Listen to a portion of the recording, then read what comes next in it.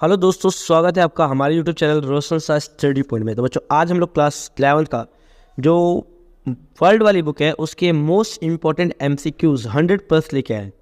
बच्चों, मेरा नाम है दीपक और आइए अब शुरू करते हैं हम लोग वीडियो को। तो इसमें जो बच्चों हमारा पहला प्रश्न है कि निम्नलिखित में से कौन सा क्षेत्र आर्थिक भूगोल से संबंधित है? नहीं है, आर्थिक भूगोल से संबंधित नहीं है। तो आप सभी को पता है कृषि है, उद्योग भी है, परिवहन भी है, लेकिन बच्चों जो जनसंख्या है, जनसंख्या क्या है, आर्थिक भूगोल से संबंधित नहीं है।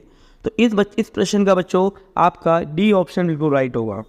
नेक्स्ट बात करते हैं बच्चों, निम्नलिखित में से किस में विशेष क्षेत्र के सभी भौगोलिक घटनाओं का अध्ययन किया जाता है? तो बच्चों आप सभी को पता है कि भौगोलिक घटनाओं का जो अध्ययन है वो हम लोग किस में करते हैं बच्चों? क्षेत्रीय दृष्टिकोण में करते हैं। तो इसका डी ऑप्शन बच्चों इसका भी सही हो जाएगा। आइए नेक्स्ट देखते हैं। नेक्स्ट बच्चों हमारा प्रश्न है कि निम्नलिखित में स्तंभों को से सही जोड़े बनाएं और सही विकल्प को चयनित करें। ठीक है बच्चों, अगर देखा जाए, मैंने आपको देखो, अगर हम बात करें जनसंख्या भूगोल, तो जनसंख्या भूगोल एक जनांकीय भूगोल है। आर्थिक भूगोल क्या है बच्चों? तो आर्थिक भूगोल क्या है कि एक कृषि भूगोल है। ठीक है बच्चों, इसके साथ साथ क्षेत्रीय भूगोल क्या है बच्चों? एक कॉलर रेटर है। और मृदा विज्ञान क्या है? मिट्टी से संबंधित है, मिट्टी से। तो बच्चों इसका डी ऑप्शन बिल्कुल ठीक हो जाएगा। ठीक है, नेक्स्ट प्रश्न की बात करते हैं बच्चों। नेक्स्ट प्रश्न है हमारा कि भौतिक भूगोल के अंतर्गत किस तत्व का अध्ययन किया जाता है? तो भौतिक भूगोल के अंतर्गत बच्चों किस तत्व का अध्ययन किया जाता है? तो उपयुक्त सभी, इसका डी ऑप्शन बिल्कुल ठीक हो जाएगा बच्चों। तो उपयुक्त मौसम, मिट्टी, वायुमंडल, इन तीनों चीज़ों का अध्ययन हम लोग किसमें करते हैं। नेक्स्ट प्रश्न है बच्चों, यदि एक छात्र विश्व स्तर पर जनसंख्या के वितरण का अध्ययन कर रहा है तो वो निम्नलिखित में से कौन से उपागम का अनुसरण करेगा? तो बच्चों वो जो है वो किसका अध्ययन करेगा? तो इसका राइट आंसर कौन सा है बच्चों? क्रमबद्ध भूगोल है। यानी इसका जो आपका जो इसके अंदर ऑप्शन गलत हो चुका है बच्चों। ठीक है, सीक्वेंस गलत हो चुका है, लेकिन आंसर ही ठीक है। क्रमबद्ध उपागम जो है वो क्या करता है? एक छात्र विश्व स्तर पर जब जनसंख्या के अध्ययन करता है तो वो कौन सा क्रमबद्ध उपागम होता है। नेक्स्ट बच्चों बात करते हैं, नेक्स्ट प्रश्न है हमारा कि निम्नलिखित कथनों पर विचार कीजिए और अपने व्यू देखने हैं। पहले तो अपने व्यू नहीं, इसमें हमें अभिकथन और कारण बताना है। ठीक है ना। कथन देखते हैं, प्रौद्योगिकी ने प्रकृति के बारे में हमारी समझ में सुधार किया है। हाँ, बात सही है कि प्रौद्योगिकी ने हमारे क्या किया है? समझ में सुधार किया है। और प्रौद्योगिकी ने क्या किया है? प्राकृतिक घटनाओं के साथ साथ आर्थिक और सामाजिक पैरामीटर की निगरानी के बेहतर अवसर प्रदान किए हैं।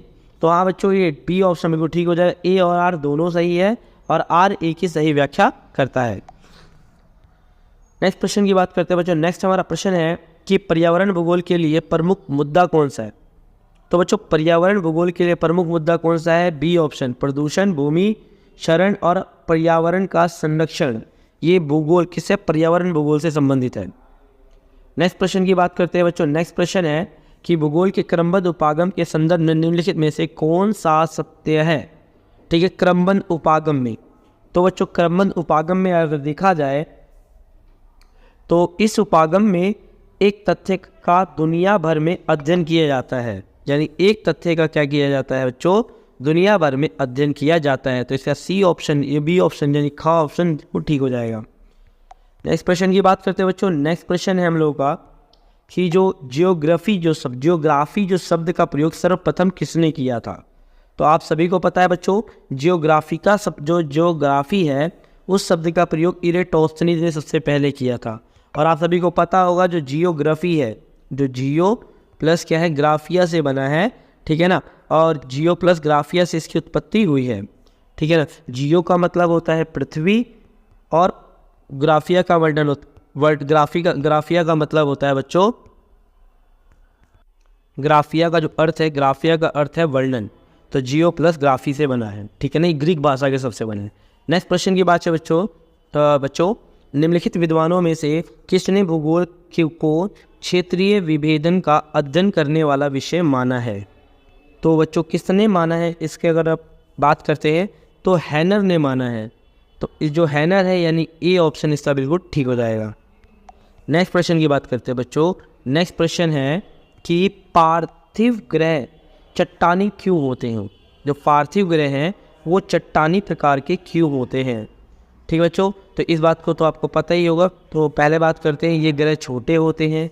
दूसरा, सौर पवन के कारण वो हाइड्रोजन और हीलियम गैसों को रोक नहीं पाए, ठीक है ना। तो अगर इस और थर्ड इसके अंदर ऑप्शन बच्चों क और ख दोनों है, और ग ऑप्शन कौन सा बच्चों इसमें, डी ऑप्शन, इनमें से कोई नहीं। तो बच्चों ये क्या है, पहले तो ये सही है कि ये छोटे ग्रह होते हैं और सौर पवन के कारण हाइड्रोजन हीलियम गैसों को रोक नहीं पाते ये, ठीक है ना। तो इसके लिए बच्चों ग ऑप्शन यानी सी ऑप्शन बिल्कुल ठीक है। नेक्स्ट हमारा प्रश्न है बच्चों, किस विशेषज्ञ ने निहारिका परिकल्पना दी थी। आप सभी को याद होगा निहारिका परिकल्पना किस व्यक्ति द्वारा दी गई थी। तो बच्चों निहारिका जो परिकल्पना है ये लाप्लेस द्वारा दी गई थी, यानी बी ऑप्शन इसका बिल्कुल ठीक आंसर है, ठीक है बच्चों। नेक्स्ट बात करते हैं, हमारा प्रश्न है कि वर्तमान में ब्रह्मांड की उत्पत्ति के संबंध में कौन सा सिद्धांत सबसे अधिक व्यापक स्वीकृत है। तो आप सभी को पता है बिग बैंग का सिद्धांत, ठीक है ना, जो एडविन हब्बल द्वारा दिया गया था। ये सिद्धांत काफ़ी ज़्यादा सटीक है। नेक्स्ट प्रश्न की बात करते हैं बच्चों, निम्नलिखित स्तंभों से सही जोड़े बनाएं और सही विकल्प का चयन करें। अगर बात की जाए इसके अंदर, तो अगर बात की जाए, आप सभी को पता है कि जो क्षुद्र ग्रह होते हैं, ठीक है, तो क्षुद्र ग्रह में कौन कौन सी चीज़ें आती है बच्चों, जो मंगल और बृहस्पति की कक्षा, यानी मंगल और बृहस्पति जो आते हैं वो क्षुद्र ग्रहों में आते हैं। इसके साथ साथ जो नेबुला है, नेबुला कौन सा है बच्चों, जैसे हाइड्रोजन गैस का एक बहुत बड़ा बादल क्या कहलाता है बच्चों, नेबुला कहलाता है, ठीक है। नेक्स्ट क्या है बच्चों, बुध। तो बुध क्या है बच्चों, एक आंतरिक ग्रह है, ठीक है। शनि क्या है बच्चों, जो शनि की बात की जाए तो शनि क्या है, एक गैस, विशालकाय गैस वाला एक ग्रह है। तो बच्चों इसका जो सही ऑप्शन हो जाएगा, इसका घ बिल्कुल सही हो जाएगा। नेक्स्ट प्रश्न की बात करते हैं बच्चों। नेक्स्ट हमारा प्रश्न है कि निम्नलिखित में से कौन सा आंतरिक ग्रह नहीं है। आपको पता है ना, मैंने आंतरिक ग्रह बता रखा है कि ये हमारा अगर सौर मंडल है तो सौर मंडल में हमारा जो, यानी आपके पता है ना, मतलब हमारे सूर्य के जो पास है, ठीक है ना, 4 जो पास ग्रह हैं उन्हें हम आंतरिक ग्रह कहते हैं। उसके बाद सभी लोग हैं वो बाहरी ग्रह हैं, ठीक है।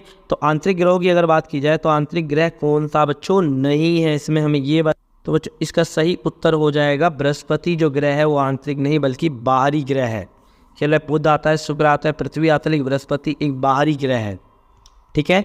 नेक्स्ट बात करते हैं बच्चों, ब्रह्मांड के विस्तार का मतलब क्या होता है। तो ऑप्शन है बच्चों, तारों की संख्या में वृद्धि, आकाश गंगाओं के बीच की दूरी में वृद्धि, नए आकाशीय पिंडों की खोज, या ग्रहों के घूमने की गति में वृद्धि होना, ठीक है बच्चों। तो इसकी अगर बात की जाए तो इसका आकाश गंगा जो है ना बच्चों, आकाश गंगाओं के बीच की दूरी में क्या हो रहा है, वृद्धि हो रही है। यानी ये कहा जाता है कि बिग बैंग का सिद्धांत अभी भी होता जा रहा है, अभी भी हमारे आकाश गंगा यानी मिल्की वे का भी क्या हो रहा है, विस्तार होता जा रहा है। तो बी ऑप्शन को ठीक हो जाए बच्चों। नेक्स्ट प्रश्न की बात करते हैं इसके अंदर। नेक्स्ट प्रश्न है, निम्न को सही क्रम में व्यवस्थित करें। तो हमें क्रम वाइज हमें बताना है कौन सा इसका क्रम यानी सीक्वेंस सही है, ठीक है बच्चों। तो अगर बात की जाए, जैसे आप सभी को पता है तो ब्लू गिन शैवाली की उत्पत्ति सबसे पहले हुई थी। इसके बाद क्या होती, पहली मछली की उत्पत्ति हुई थी, और इसके साथ साथ फिर इसके बाद क्या हुआ था बच्चों, रेंगने वाले जीवों की शुरुआत हुई थी, और उसके बाद क्या हुआ था, मनुष्यों की उत्पत्ति हुई थी, ठीक है बच्चों। तो यानी इसका ग ऑप्शन बिल्कुल ठीक होगा, ठीक है बच्चों। तो बच्चों नेक्स्ट की बात करते हैं, चलिए नेक्स्ट प्रश्न की बात करते हैं। नेक्स्ट प्रश्न है, बिग बैंग के सिद्धांत के संबंध में निम्नलिखित में से कौन सा कथन सत्य नहीं है। तो ब्रह्मांड विस्फोट के बाद सिकुड़ गया था, ये ऑप्शन गलत है, यानी ग ऑप्शन बिल्कुल बच्चों गलत है। नेक्स्ट है, प्रक्रिया से पृथ्वी के वायुमंडल में ऑक्सीजन आई थी, यानी किस प्रक्रिया के द्वारा हमारी वायुमंडल में ऑक्सीजन आया था। तो आप सभी को होता है प्रकाश संश्लेषण के द्वारा, यानी ग ऑप्शन बिल्कुल ठीक हो जाएगा बच्चों इसका।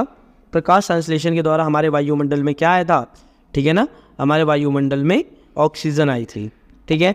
नेक्स्ट प्रश्न की बात करते हैं बच्चों। नेक्स्ट हमारा प्रश्न है कि निम्नलिखित में से कौन सा स्थल मंडल को वर्णित करता है, ठीक है, कौन सा स्थल मंडल को बताता है। तो आप सभी को पता है भूपटल और ऊपरी मेटल, ठीक है ना बच्चों, भूपटल और ऊपरी मेटल, यानी ख इसका बिल्कुल ठीक हो जाएगा बच्चों आंसर।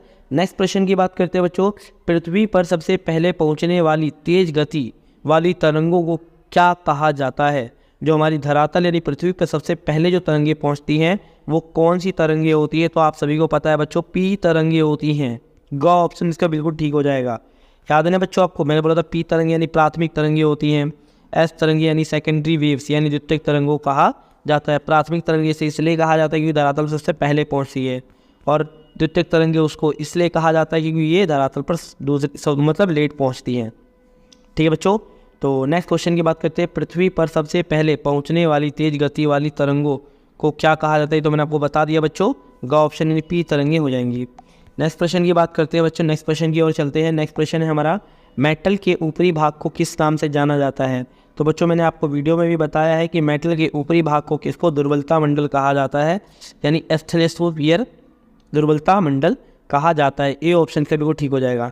नेक्स्ट बात करते हैं बच्चों कि मेटल की अनुमानित गहराई कितनी है, ठीक है ना। तो जो मेटल की जो अनुमानित गहराई कितनी है बच्चों, 2900 किलोमीटर है। ठीक है बच्चों, ये मैंने आपको वीडियो में ही बता रखा है, अगर नहीं देखिए तो आप वीडियो जाकर जरूर देखें। तो 2900 किलोमीटर है। नेक्स्ट प्रश्न की बात करते हैं बच्चों। नेक्स्ट हमारा प्रश्न है कि क्रोड किस धातु से बना हुआ है? जो क्रोड है हमारा वो किस धातु से बना हुआ है? तो आप सभी को पता है जो हमारा क्रोड है वो निकिल और लोहा से बना हुआ है, यानी ग ऑप्शन इसका बिल्कुल ठीक हो जाएगा बच्चों, निकिल और लोहा। नेक्स्ट क्वेश्चन की बात है बच्चों, निम्नलिखित में से पृथ्वी के किस भाग में घनत्व सर्वाधिक होता है? सबसे ज़्यादा घनत्व हमारे पृथ्वी के किस भाग में होता है? तो मैंने इसको भी आपको बताया था, यानी आंतरिक क्रोड में होता है। किसमें होता है बच्चों? जो हमारा आंतरिक क्रोड होता है, ठीक है, उसमें सबसे ज़्यादा क्या होता है बच्चों, घनत्व पाया जाता है। ठीक है ना, तो इसका आंतरिक हो जाएगा, यानी डी इसका ऑप्शन बिल्कुल ठीक हो जाएगा। नेक्स्ट प्रश्न की बात करते हैं। नेक्स्ट प्रश्न की ओर चलते हैं बच्चों। नेक्स्ट प्रश्न है, कौन सी तरंगे तरल पदार्थ से नहीं गुजर सकती? जो कौन सी तरंगे हैं जो तरल पदार्थों से नहीं गुजर सकती? तो आप सभी को पता है द्वितीयक तरंगे होती है, सेकेंडरी वेव्स है जो तरल अवस्था में नहीं जा सकती। ठीक है ना। नेक्स्ट प्रश्न है, भूपर्पट्टी और मेटल के ऊपरी हिस्से को क्या कहा जाता है? भूपर्पट्टी और मेटल के ऊपरी हिस्से को क्या कहा जाता है? तो मैंने आपको बताया था कि भूपर्पट्टी और मेटल के ऊपरी हिस्से को क्या कहा जाता है बच्चों? तो लिथोस्फीयर कहा जाता है। ठीक है ना, इसका ग ऑप्शन बिल्कुल ठीक हो जाएगा। नेक्स्ट प्रश्न बच्चों हमारा, नेक्स्ट प्रश्न है, निम्नलिखित में से कौन सा शब्द ध्रुवीय पलायन बल से संबंधित है, यानी ध्रुवीय बल से संबंधित है? ठीक है, कौन सा शब्द है? तो आप सभी को पता है दूसरी शब्द कौन सा है बच्चों, यानी पृथ्वी का गुणन। ग ऑप्शन, पृथ्वी का गुणन कौन सा है बच्चों? ध्रुवीय पलायन बल से संबंधित है। नेक्स्ट है बच्चों, प्लेट टेक्टोनिक सिद्धांत, यानी प्लेट विवर्तन की सिद्धांत किसके द्वारा, कौन से सिद्धांतकार थे जिसे किसने दिया था? तो आप सभी को पता है, आप सभी को प्लेट टेक्टोनिक जो थ्योरी थी, यानी आपका प्लेट विवर्तन की जो सिद्धांत था वो किसके द्वारा दिया गया था बच्चों? तो बच्चों ये जो सिद्धांत है ये दिया था बच्चों अल्फ्रेड वैगनर ने। ठीक है बच्चों, अल्फ्रेड वैगनर द्वारा, यानी हाँ इसका बिल्कुल ठीक हो जाएगा बच्चों, अल्फ्रेड वैगनर ने क्या दिया था? प्लेट टेक्टोनिक सिद्धांत यानी दिया था। नेक्स्ट प्रश्न की बात करते हैं बच्चों। नेक्स्ट प्रश्न है हमारा कि टीलाइट का निर्माण कैसे होता है? तो टीलाइट जो होती है आप सभी को पता है, जो टीलाइट है, टीलाइट का निर्माण कैसे होता है? तो बच्चों हिमनदों के निक्षेप से होता है, यानी हिमनद से इसका निर्माण होता है। नेक्स्ट है, प्रशांत महासागरीय क्षेत्रों को क्या कहा जाता है? तो मैंने आपको बताया था प्रशांत महासागरीय क्षेत्र को रिंग ऑफ फायर भी कहा जाता है, यानी ए ऑप्शन बिल्कुल ठीक है। प्रशांत महासागर रिंग ऑफ फायर क्यों कहा जाता है? ये प्रशांत महासागर के साइड में जो है ना बच्चों, इसमें बहुत सारे ज्वालामुखी हैं। ठीक है ना, और इस तरीके से लगे हुए इसीलिए से रिंग ऑफ फायर भी कहा जाता है। नेक्स्ट प्रश्न की ओर चलते हैं बच्चों। नेक्स्ट प्रश्न है हमारा, किस विधि द्वारा विभिन्न महाद्वीपों के चट्टानों के निर्माण संबंधी संबंधों को समझना सरल हुआ है? ठीक है बच्चों, तो अगर इसके बारे में बात की जाए तो वो कौन सी विधि है बच्चों? तो वो रेडियोमेट्रिक डेटिंग तरीका है, जिससे क्या कर सकते हैं, महाद्वीपों के चट्टानों के निर्माण संबंधी आयु का पता लगाया जा सकता है। ठीक है, नेक्स्ट है बच्चों, हिमालय पर्वतों के साथ भारतीय प्लेटों की सीमा किस तरह की प्लेट सीमा है? यानी हिमालय प्लेटों बच्चों और भारतीय प्लेटों में, ठीक है ना, किस प्रकार का संबंध है? तो अगर ये देखा जाए तो बच्चों आप सभी को पता है कि इसमें क्या है बच्चों, तो आपका ये जो आंसर है महाद्वीपीय अभिसरण क्षेत्र है ये बच्चों। ठीक है बच्चों, अभिसरण महाद्वीपीय विषय क्षेत्र। नेक्स्ट समय बच्चों हमारा प्रश्न है कि अल्फ्रेड वैगनर ने पानी से घिरे हुए एक बड़े महाद्वीप, ठीक हो, को क्या नाम दिया था? जो पानी से घिरा हुआ था इसे नाम क्या दिया था? आप सभी को पता है इसे दिया था पेंजिया नाम दिया गया था, यानी क ऑप्शन इसका बिल्कुल ठीक। नेक्स्ट बात करते हैं बच्चों, निम्नलिखित में से कौन सी एक छोटी प्लेट नहीं है? छोटी प्लेट बतानी है बच्चों। तो आप सभी को पता है जो अंटार्कटिका प्लेट है ये एक छोटी प्लेट नहीं, नज़का हो गया, अरेबियन हो गया, फिलीपींस हो गया, ये सारी एक छोटी प्लेटें हैं, ठीक है बच्चों। तो अंटार्कटिका प्लेट एक छोटी प्लेट नहीं है, बड़ी प्लेट है। नेक्स्ट प्रश्न की ओर चलते हैं बच्चों। नेक्स्ट हमारा प्रश्न है वैगनर द्वारा बड़े महासागरों को क्या नाम दिया गया था? तो इसको नाम दिया गया था पेंथालासा। मैंने आपको बताया था पृथ्वी थी, पृथ्वी के बीच के भाग को पेंजिया कहा जाता था और उसके आसपास की जो पानी वाला है क्षेत्र है इसे पेंथालासा कहा जाता था, ठीक है बच्चों। तो आगे बढ़ते हैं। वैगनर के अनुसार पेंजिया का कौन से दो भूखंडों में विभाजित हुआ था? तो आप सभी को पता है पेंजिया जो था ना, जो ये बीच वाला भाग था, इसको दो भागों में बांट दिया गया था। एक को कहा गया था लॉरेशिया और एक को कहा गया था गोंडवाना लैंड, ठीक है बच्चों। तो इसका जो ऑप्शन यानी इसका जो ऑप्शन है बच्चों बी ऑप्शन यानी ख ऑप्शन बिल्कुल ठीक हो जाएगा, ठीक है। आगे की ओर बढ़ते हैं बच्चों। नेक्स्ट हमारा प्रश्न है निम्नलिखित में से कौन सा कथन अल्फ्रेड वैगनर के अनुसार महाद्वीपों के विस्थापन को साबित करता है? तो पहला है महासागरों के पार महाद्वीपों की तट रेखा उल्लेखनीय रूप से मेल खाती है, हाँ खाती है। घाना तट के जो घाना दो तट है, घाना तट के प्लेसर निक्षेप का ब्राज़ील के में मिलना। तीसरा बच्चों समान पौधों और जानवरों के जीवाश्म विभिन्न महाद्वीपों में पाया जाना। ये सिद्धांत अल्फ्रेड वैगनर द्वारा कहा गया था महाद्वीपों के विस्थापन को सिद्ध करने के लिए। तो बच्चों इसका अगर आंसर देखा जाए तो इसका आंसर जो है ना बच्चों वो आपका जो है बी ऑप्शन इसका बिल्कुल ठीक हो जाएगा बच्चों। इसका जो बी ऑप्शन है यानी पहला, दूसरा, तीसरा, इस तीनों के तीनों ही कथन बिल्कुल ठीक है। नेक्स्ट प्रश्न की बात करते हैं बच्चों, तीव्र गति से संचरण करने वाले प्लेट कौन से हैं जो तीव्र गति से संचरण की ओर बढ़ते हैं? तो अगर बात की जाए इससे कौन से होते हैं बच्चों, तो ये होता है प्रशांत महासागरीय प्लेट। क्या करते हैं? तीव्र गति से क्या करते हैं? संचरण करते हैं। नेक्स्ट प्रश्न की ओर चलते हैं बच्चों। नेक्स्ट हमारा प्रश्न है आंतरिक बलों द्वारा किस तरह के बदलाव लाए जा सकते हैं? जो आंतरिक बल है उनके द्वारा किस प्रकार के बदलाव लाए जा सकते हैं? तो आप सभी को बताओ आंतरिक बलों के द्वारा क्या होता है बच्चों? नए भू आकृतियों को जन्म दिया जाता है या जन्म देता है, ठीक है ना। ए ऑप्शन यानी का ऑप्शन का बिल्कुल ठीक हो जाएगा। नेक्स्ट है बच्चों पृथ्वी के धरातल के समतल होने के क्या कारण है? जो हमारा पृथ्वी का जो धरातल है वो समतल है, तो समतल होने का मुख्य कारण क्या है? तो उसका मुख्य कारण क्या है बच्चों? अंतर्जनित और बहिर्जनिक बल, ठीक है ना। इसका जो ग ऑप्शन बिल्कुल ठीक हो जाएगा बच्चों। अंतर्जनिक और बहिर्जनिक बल क्या है? पृथ्वी के धरातल के समतल होने का कारण है।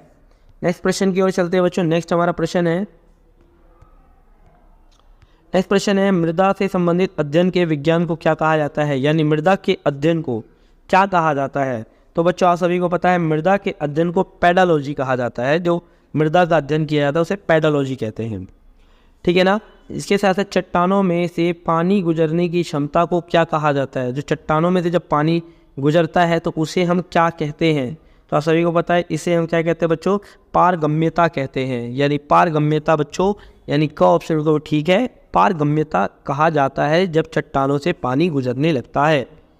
नेक्स्ट प्रश्न की बात करते हैं बच्चों। नेक्स्ट प्रश्न है वह कौन सा बल है जो लगातार पृथ्वी की सतह के कुछ हिस्सों को ऊपर उठाता जा रहा है? ठीक है ना, बहुत सारे भागों को ऊपर की ओर उठाता जा रहा है, वो कौन सा बल है? तो वो कौन सा बल है बच्चों? यानी अंतर्जनित बल है बच्चों। कौन सा है बच्चों? अंतर्जनित बल। इसका जो ग ऑप्शन बिल्कुल ठीक हो जाएगा, ठीक है ना, यानी अंतर्जनित बल। नेक्स्ट प्रश्न की बात करते हैं ठंड और गलन के चक्र के दौरान छिद्रों के भीतर बर्फ के बढ़ने और चट्टानों की दरार के कारण किस प्रकार का अपक्षय होता है? यानी क्या होता है बच्चों? यानी चट्टानों में जो छिद्र होते हैं उसमें जब बर्फ़ जम जाती है और बर्फ़ जमने के बाद चट्टानों में दरार आ जाती है तो इस प्रकार के अपक्षय को क्या कहते हैं? आप सभी ने पढ़ा होगा। अपक्षय रासायनिक अपक्षय होता है और बहुत सारे अपक्षय होते हैं, रासायनिक अपक्षय, जैविक अपक्षय, ठीक है ना, भौमिक अपक्षय होते हैं। तो ये किसका उदाहरण है? तो अगर बात की जाए बच्चों ये सबसे अच्छा उदाहरण होता है बच्चों, इसे तुषार अपक्षय कहा जाता है, ठीक है ना, तुषार अपक्षय, यानी ए ऑप्शन बिल्कुल ठीक हो जाएगा।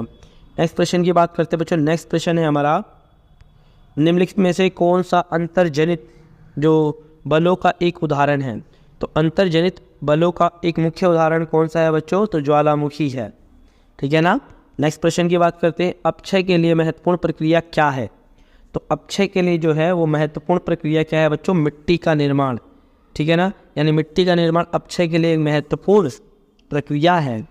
अपक्षय का मतलब चट्टानों का टूटना फूटना, उसे अक्षय कहते हैं। नेक्स्ट बात करते हैं बच्चों, हमारा प्रश्न है ऑक्सीकरण क्या होता है। अगर ऑक्सीकरण की बात की जाए तो ऑक्सीकरण का मतलब होता है क्या है। तो ऑक्सीकरण का आप सभी को पता है, जहाँ वायुमंडल और ऑक्सीजन युक्त जल पहुँचता है, जहाँ वायुमंडल और ऑक्सीजन जल युक्त जल तक पहुँच, उसे क्या कहते हैं, ऑक्सीकरण कहते हैं। नेक्स्ट क्वेश्चन है बच्चों, बहुत संचलन का मुख्य कारण क्या होता है। जो संचलन है उसका मुख्य कारण क्या होता है। तो बच्चों इसका मुख्य कारण क्या होता है, गुरुत्वाकर्षण बल होता है, यानी से बी ऑप्शन बिल्कुल ठीक हो जाएगा बच्चों, गुरुत्वाकर्षण बल। नेक्स्ट प्रश्न की बात करते हैं बच्चों, कार्बोनेटीकरण किस प्रकार की अपक्षय की प्रक्रिया है। कार्बोनेटीकरण, तो कार्बोनेटीकरण के बारे में अगर देखा जाए बच्चों, तो कार्बोनेटीकरण के बारे में बात करें बच्चों, कार्बोनेटीकरण क्या है, एक जैविक अपक्षय है। क्या है बच्चों, एक जैविक अपक्षय है कार्बोनेटीकरण, ठीक है ना। नेक्स्ट क्वेश्चन की बात करते हैं, अपक्षय के लिए महत्वपूर्ण प्रक्रिया कौन सी है बच्चों। तो अपक्षय के लिए जो महत्वपूर्ण प्रक्रिया है वो है मिट्टी का निर्माण, ठीक है बच्चों, यानी बी ऑप्शन बिल्कुल ठीक हो जाएगा। नेक्स्ट प्रश्न की बात करते हैं, ऑक्सीकरण मैंने अभी आपको बताया, ऑक्सीकरण का मतलब क्या होता है, यानी ये ऑप्शन जहाँ वायुमंडल ऑक्सीजन युक्त।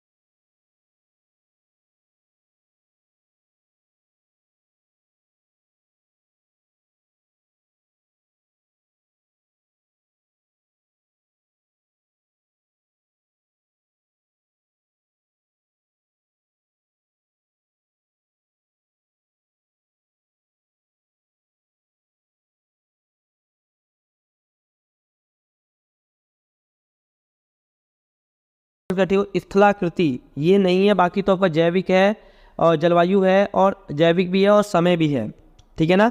ये मृदा के निर्माण में महत्वपूर्ण भूमिका निभाते हैं, लेकिन स्थलाकृति महत्वपूर्ण भूमिका नहीं निभाती है, ठीक है बच्चों। नेक्स्ट क्वेश्चन की ओर चलते हैं बच्चों। नेक्स्ट हमारा प्रश्न है कि निम्नलिखित में से कौन सी प्रक्रिया सतही अपक्षय से संबंधित नहीं है। जो सतही अपक्षय है उससे संबंधित नहीं है, तो इसका सही ऑप्शन है बच्चों कार्बोनेशन, ठीक है बच्चों, यानी ग ऑप्शन का बिल्कुल ठीक हो जाएगा। नेक्स्ट क्वेश्चन है बच्चों, बरखान कार्य द्वारा निर्मित स्थलाकृति सही को, तो बरखान के द्वारा किसका निर्माण, जो बरखान कार्य जो है या बरखान जो बनता है इस योग किससे बनता है बच्चों, तो पवनों द्वारा। किससे बनता है बच्चों, पवनों द्वारा बरखान का निर्माण होता है, यानी क्षेपणात्मक, ठीक है ना। जैसे आप राजस्थान के क्षेत्रों में देखोगे तो बरखान जैसी आकृतियां बन जाती है। नेक्स्ट क्वेश्चन की बात करते हैं बच्चों, निम्न में से कौन सा हिमनद प्रवाह दिशा को बताता है। तो हिमनद प्रवाह को कौन सा चीजें बताता है बच्चों, तो इसका सही आंसर होगा बच्चा इमलीन, ठीक है ना बच्चों। ये थोड़ा सा आपको टफ लगेगा एमसीक्यूज, ठीक है ना, क्योंकि ज्योग्राफी 11th क्लास की थोड़ी टफ है, ठीक है ना। और यहाँ कई सारे ऐसे बच्चे होंगे जिन्होंने कम थोड़ा पढ़ा होगा ज्योग्राफी को, ठीक है, तो कोई दिक्कत नहीं, आप बस एमसीक्यूज पे थोड़ा ध्यान दीजिए, एमसीक्यूज की वेटेज ज़्यादा है, ठीक है। और मैं अभी वीडियोज़ में आपको अभी आगे ना मैं आपको वो भी लाने वाला हूँ सैम्पल पेपर्स भी, तो आप टेंशन मत लीजिए, ठीक है। जितना मैं करा रहा हूँ उतना आप ध्यान से कीजिए। नेक्स्ट क्वेश्चन की बात करते हैं। नेक्स्ट क्वेश्चन है बच्चों हमारा, निम्नलिखित में से डोलाइन की व्याख्या कौन करता है। डोलाइन की, तो डोलाइन की जो व्याख्या है बच्चों वो कौन सा करता है बच्चों, ध्वस्त घोलरंध्र करता है, ठीक है। नेक्स्ट क्वेश्चन की बात करते हैं, स्थल रूप विकास की किस अवस्था में अधिकतर भूदृश्य समुद्र तल के बराबर या थोड़े ऊंचे खड़े होते हैं, ठीक है बच्चों। तो ये वृद्धावस्था में होता है। कौन सी अवस्था में होता है बच्चों, वृद्धावस्था में, ठीक है। इसके अंदर मैंने आपको बताया था कि जो पहाड़ों की मतलब जो भी मतलब जो भूदृश्य होता है उसकी अवस्थाएं होती है नदियों की, ठीक है ना, प्रौढ़ावस्था, वृद्धावस्था, युवावस्था, ठीक है ना। तो इसके कौन से बच्चों, वृद्धावस्था है, जो स्थल यानी स्थल रूप विकास की इस अवस्था को कहते हैं, ठीक है ना, जो समुद्र तल पे पाया जाता है। नेक्स्ट बात करते हैं बच्चों, नेक्स्ट प्रश्न है, निम्नलिखित में से कौन सी घाटी का प्रकार नहीं है, जो घाटी का प्रकार नहीं है। तो बच्चों जो है ना क्षिप्रिका, ये घाटी का प्रकार नहीं है, ठीक है। नेक्स्ट बात करते हैं, निम्नलिखित में से कौन सा पवन कार्य से संबंधित नहीं है, कौन सा जो पवन है वो कार्य से संबंधित नहीं है। तो कौन सा पवन है बच्चों, तो वो पवन है हमारा ग, यानी लैपीज जो है वो पवन कार्य से संबंधित नहीं है, लैपीज। नेक्स्ट प्रश्न की बात करते हैं बच्चों, जो अलग अलग, क्या बोला मैंने, अलग अलग प्रतिरोधी चट्टान जो भृंगु के भाग थे, ठीक है ना, जो भृंगु के क्या होते थे बच्चों, तो भाग हुआ करते थे, वो क्या थे, तो ये क्या है बच्चों, समुद्री स्टैक, जो समुद्री स्टैक होता है ना बच्चों, तो वो क्या होता है हमारा भृंगु का भाग है, ठीक है। नेक्स्ट प्रश्न की बात करते हैं बच्चों, नेक्स्ट प्रश्न है, जब कठोर चट्टानों में भी गहरे कटे विसर्प मिलते हैं तो इन्हें विसर्प कहते हैं, ठीक है ना। और ये क्या होते हैं बच्चों, ये क्या होते हैं, अर्ध कथित या गंभीर भूत विसर्प हुआ करते हैं। नेक्स्ट प्रश्न की बात करते हैं बच्चों, हिम उच्चावच जिसमें यंत्र तंत्र अवरोधी चट्टानों के अनविशेष दिखाई देते हैं, उसे क्या कहते हैं। तो उसे क्या कहते हैं बच्चों, तो उसे कहते हैं मोनाइक नोक। थोड़ा नाम बच्चों अलग है, अजीब है, तो इसका ये ऑप्शन है मोनार्ड नोक, ये ऑप्शन सही है बच्चों, ठीक है। नेक्स्ट क्वेश्चन की बात करते हैं बच्चों, जल प्रपातों के तल में ऐसे विशाल जल गर्तिका का क्या कहलाती है। जो विशाल जल गर्तिका होती है जलप्रपातों में, उसे क्या कहा जाता है, तो उसे कहा जाता है अवनमित कुंड। कौन सा कहा जाता है बच्चों, अवनमित कुंड, यानी घ ऑप्शन इसका बिल्कुल ठीक है। नेक्स्ट प्रश्न की बात करते हैं बच्चों, नेक्स्ट प्रश्न है हमारा कि एक गहरी सकरी घाटी जिसके दोनों पार्श्व तीव्र ढाल के होते हैं, उन्हें क्या कहा जाता है। तो बच्चों उन्हें कहा जाता है गार्ज, यानी ग ऑप्शन का बिल्कुल ठीक है। नेक्स्ट बात करते हैं, निम्न में से कौन सी वायुमंडलीय परतें रेडियो तरंगों को परावर्तित कर देती हैं। तो आप सभी को पता है कौन सी परावर्तित कर देती हैं, तो वो होता है बच्चों आयन मंडल, ठीक है ना, ग यानी बी ऑप्शन इसका ठीक हो जाएगा। आयन मंडल क्या करती है, पृथ्वी द्वारा भेजी गई रेडियो एक्टिव तरंगों को परावर्तित कर देती है। नेक्स्ट प्रश्न की बात करते हैं बच्चों, नेक्स्ट प्रश्न है, वायुमंडल की परत जिसमें धूलकण तथा जलवाष्प मौजूद होते हैं वो क्या कहलाती है। वो कौन सा मंडल है, वायुमंडल में क्या धूलकण भी होता है, जलवाष्प भी होता है, मैंने अभी बताया वो आयन मंडल है, गा ऑप्शन इसका बहुत ठीक हो जाए बच्चों। नेक्स्ट है बच्चों, क्षोभ सीमा निम्न में से किन्हें अलग करती है। जो क्षोभ सीमा है वो निम्नलिखित में से किसे अलग करती है। तो बच्चों वो किसे अलग करती है, समताप और क्षोभ मंडल, यानी सब बी ऑप्शन बिल्कुल ठीक हो जाएगा बच्चों।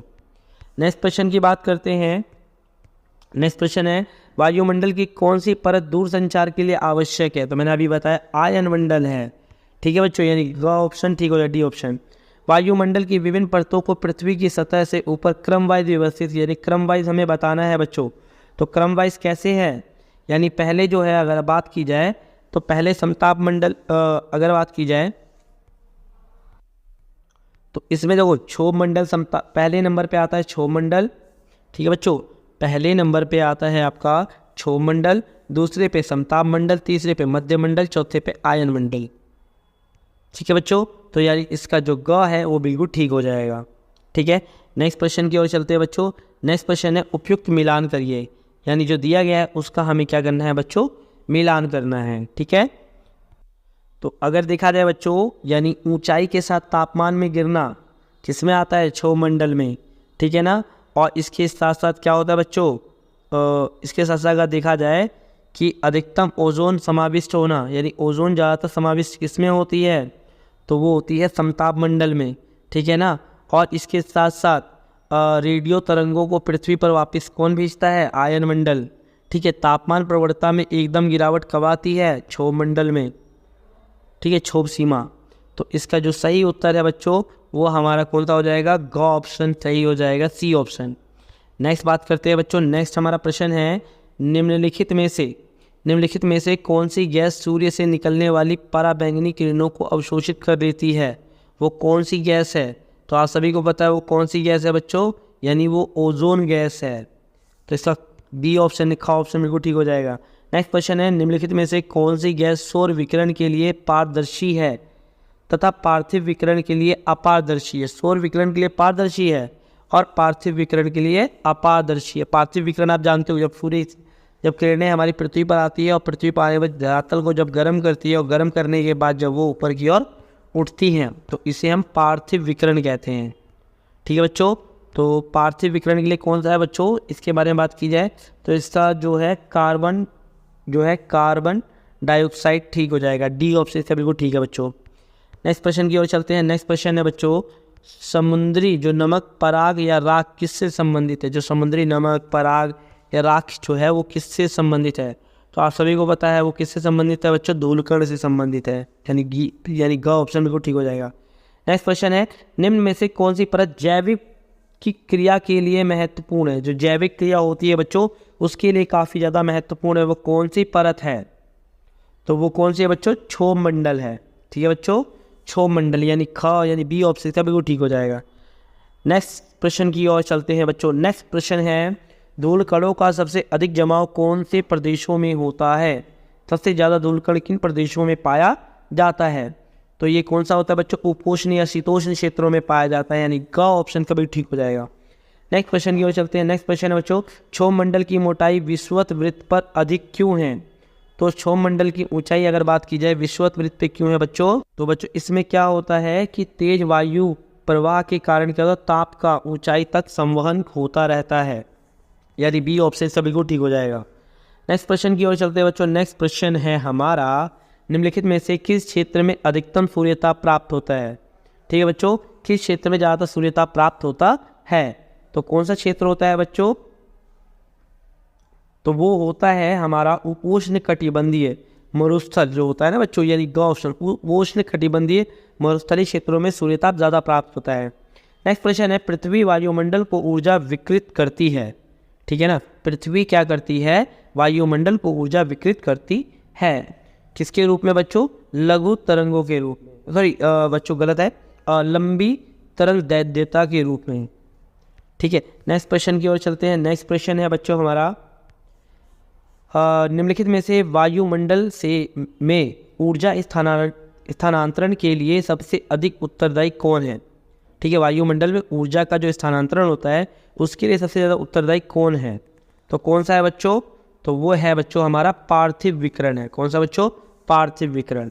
नेक्स्ट है, पृथ्वी के ऊष्मन एवं शीतल होने के संदर्भ में कौन सा तथ्य सत्य है? यानी पृथ्वी जो है वो गर्म और ठंडी होती है तो उसके लिए कौन सा तथ्य सत्य है बच्चों, वो तथ्य हमें इसमें बताना है। तो वो कौन सा तथ्य है बच्चों हमारा, तो वो है हमारा कि वायुमंडल की निचली परतों को गर्म करने में चालन महत्वपूर्ण भूमिका निभाता है। तो इसका ए ऑप्शन यानी का ऑप्शन बिल्कुल ठीक हो जाएगा बच्चों। नेक्स्ट प्रश्न की ओर चलते हैं बच्चों। नेक्स्ट प्रश्न है हमारा, निम्नलिखित में से अभिवहन का क्या परिणाम है? तो अभिवहन का परिणाम बताना है बच्चों क्या है? तो अभिवहन का परिणाम क्या है, उत्तरी भारत में लू का चलना। तो उत्तरी भारत में क्या होती है बच्चों, जो लू चलती है वो अभिवहन के कारण चलती है। लू मतलब ये गर्मी होती है, लेकिन इससे कई बार तबीयत खराब होती है। नेक्स्ट बात करते हैं 85 क्वेश्चन के बारे में, पृथ्वी के एल्बिडो से क्या अभिप्राय है? तो पृथ्वी की एल्बिडो का मतलब क्या होता है बच्चों, पृथ्वी द्वारा जो विकृत, यानी पृथ्वी द्वारा क्या होता है बच्चों, परावर्तित विकृत मात्रा को क्या कहते हैं हम, पृथ्वी का एल्बिडो कहते हैं। मैंने आपको बताया था जो बादल होता है, बादलों से 27% जो विकिरण होता है वो परावर्तित हो जाती है, जिसे पृथ्वी का एल्बिडो कहा जाता है। नेक्स्ट प्रश्न की ओर चलते हैं बच्चों। नेक्स्ट हमारा प्रश्न है, सूर्य एवं पृथ्वी के बीच न्यूनतम दूरी कितनी है? ठीक है ना बच्चों, मतलब कहने का मतलब क्या, सूर्य एवं पृथ्वी के बीच न्यूनतम दूरी होती है कब, सबसे कम मतलब पास की दूरी कब होती है? ठीक है ना, तो एवरेज एक बात की जाए तो एवरेज दूरी कब होती है? तो अगर बात की जाए इस प्रश्न की, तो इस प्रश्न का है 3 जनवरी को क्या होता है बच्चों, एवरेज होता है। ठीक है, नेक्स्ट है बच्चों, आपने उपसौर अपसौर के बारे में जाना ही होगा। चलो, जब सूर्य एवं पृथ्वी अधिकतम दूरी पर होते हैं उस दिन पृथ्वी की कौन सी स्थिति कहलाती है? यानी जब सूर्य और पृथ्वी ठीक है, अधिकतम यानी दूर होते हैं, तो उस स्थिति को क्या कहा जाता है? तो बच्चों उस स्थिति को अपसोर कहा जाता है। ठीक है बच्चों, क्या कहा जाता है? अपसोर। जो कब होता है बच्चों? 4 जुलाई को होता है। 4 जुलाई को अपसोर होता है। ठीक है बच्चों, तो इसका अपसोर होता है। और जब सूर्य जो है यानी जो पृथ्वी जो सूर्य के जब पास होती है उसे कहते हैं उपसोर, यानी 3 जनवरी को। ठीक है बच्चों, मुझे उम्मीद है आपको समझ में आ रहा होगा। कुछ क्वेश्चंस इसके अंदर ऐसे हैं जो थोड़े टफ हैं, लेकिन कोशिश कीजिए ना समझने की, आएगा। नेक्स्ट क्वेश्चन की ओर चलते हैं बच्चों। नेक्स्ट हमारा प्रश्न है कि तापमान व्युत्क्रमण को निम्नलिखित में से कौन परिभाषित करते हैं? तापमान का व्युत्क्रमण का मतलब क्या होता है? तो बच्चों तापमान का व्युत्क्रमण का मैंने आपको बताया था, वायुमंडलीय तापमान का ऊंचाई के साथ बढ़ना। ठीक है ना, वायुमंडल में तापमान का ऊंचाई के साथ, नॉर्मली हमने पढ़ा है कि ऊंचाई पे जाते हैं तो तापमान घटता है, लेकिन कुछ स्थितियों में क्या होता है? तापमान बढ़ता है, जिसे तापमान का व्युत्क्रमण कहा जाता है। तो बच्चों इस प्रश्न का सही उत्तर कौन सा हो जाएगा? तो इस प्रश्न का उत्तर जो हो जाएगा बच्चों, ए ऑप्शन बिल्कुल ठीक हो जाएगा, वायुमंडलीय तापमान का ऊंचाई के साथ बढ़ना। नेक्स्ट क्वेश्चन है बच्चों, पृथ्वी को प्राप्त होने वाली ऊर्जा क्या कहलाती है? तो आप सभी को पता है पृथ्वी को प्राप्त होने वाली ऊर्जा सूर्यताप या सौर विकिरण कहलाती है। ठीक है बच्चों, सूर्यताप या सौर विकिरण, तो सौर विकिरण कहलाती है। तो इस प्रश्न का सही उत्तर हो जाएगा। नेक्स्ट प्रश्न की ओर चलते हैं बच्चों। नेक्स्ट प्रश्न है कि निम्नलिखित में से बात करेंगे, निम्नलिखित में से फेरल कोस्ट में कौन सी पवनें प्रवाहित होती है? फेरल कोस्ट में कौन सी पवनें प्रवाहित होती हैं? तो वो होती हैं बच्चों पछुआ पवनें। ठीक है बच्चों, नेक्स्ट क्वेश्चन की बात करते हैं। नेक्स्ट क्वेश्चन है बच्चों, नेक्स्ट क्वेश्चन की ओर देखते हैं। नेक्स्ट क्वेश्चन है, तापमान व्युत्क्रमण को निम्नलिखित में से कौन परिभाषित करता है? मैंने बताया ये ऑप्शन का ठीक हो जाएगा। पृथ्वी को प्राप्त होने वाली ऊर्जा क्या कहलाती है बच्चों? सूर्यताप कहलाती है। ठीक है ना, और ये मैंने पछुआ पवन बता दिया, सॉरी बच्चों ये रिपीट हो चुका है। आगे की ओर चलते हैं। नेक्स्ट क्वेश्चन है बच्चों हमारा कि दक्षिणी दोलन की घटना का संबंध किस महासागर से है? दक्षिणी दोलन का संबंध किस महासागर से है? दक्षिणी दोलन का जो संबंध है बच्चों वो प्रशांत महासागर से है, तो बी ऑप्शन इसका बिल्कुल ठीक हो जाएगा। नेक्स्ट क्वेश्चन है, उष्णकटिबंधीय चक्रवात के संबंध में चक्रवात का लैंडफॉल क्या कहलाता है?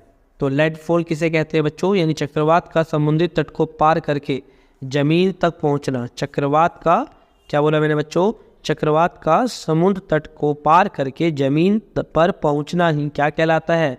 लैंडफॉल कहलाता है। ठीक है ना, ये ऑप्शन का बिल्कुल ठीक हो जाएगा बच्चों। नेक्स्ट क्वेश्चन की बात करते हैं, विषुवत वृत्त। विषुवत वृत्त पर कोरियोलिस बल होता है, कैसा होता है? सर्वाधिक होता है, न्यूनतम होता है, शून्य होता है या उच्च होता है? तो आप सभी को पता है विषुवत वृत्त पे क्या होता है बच्चों? शून्य होता है, 0। ठीक है, नेक्स्ट क्वेश्चन की ओर बात करते हैं। वायु का बृहद भाग जिसमें तापमान अथवा आर्द्रता संबंधी क्षैतिज भिन्नताएं बहुत कम हैं, वो क्या कहलाती हैं?